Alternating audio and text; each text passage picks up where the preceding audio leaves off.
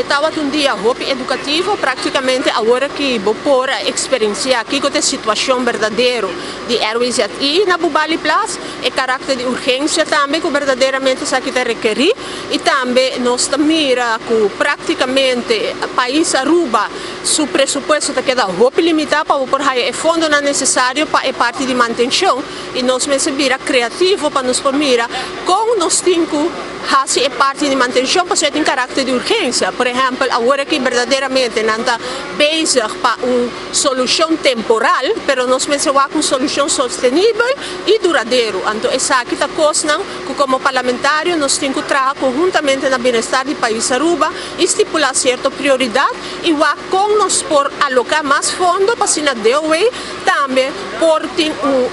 esquema de manutenção mais estrutural. Algo que mais que nunca é urgência, de ter melhor processo de waste management também, para o qual tem facilidade de incinerador, que mostra que está pouco decadente.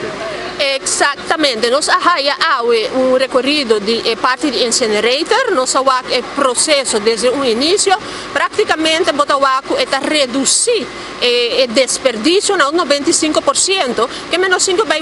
que analisar mais de cerca que nós podemos para reduzir nos desperdícios, porque praticamente nós temos que buscar uma solução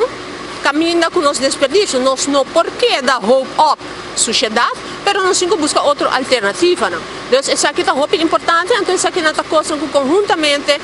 como tours não de viver no país de Aruba, nós temos que para que analisar o que nós tour, porta criativo, passou na final de dia, o desperdício de tours não que viver na Aruba, ou tours não que devem visitar nos duas islas de Aruba.